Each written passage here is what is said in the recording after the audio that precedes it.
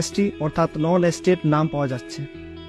ঠিক এবছরও পশ্চিমবঙ্গ আদিবাসী কল্যাণ সমিতির যুব শাখার পক্ষ থেকে এক ফেক এসটি কিংবা নন এসটি বের করার স্পেশাল সার্চিং ড্রাইভ শুরু হয়েছিল, এবং এই সার্চিং ড্রাইভে দেখা গেছে যে পশ্চিমবঙ্গের বিশ্ববিদ্যালয়ের অন্তর্গত প্রায় কয়েকশো কলেজের মেরিট লিস্টে প্রায় কয়েক হাজার নন এসটি অর্থাৎ ফেক এসটির নাম খুঁজে পাওয়া গেছে, এবং ভর্তি প্রক্রিয়ার এই মেরিট লিস্টগুলো থেকে সেই সমস্ত নন এসটি অর্থাৎ ফেক এসটিদেরকে না বের করতে পারলে প্রায় কয়েক হাজার আদিবাসী ছাত্রছাত্রীরা শিক্ষাক্ষেত্রে যে সাংবিধানিক অধিকার সেই অধিকার থেকে তারা বঞ্চিত হবেন।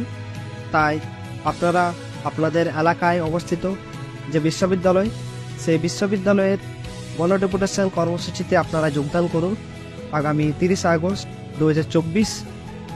ধন্যবাদ।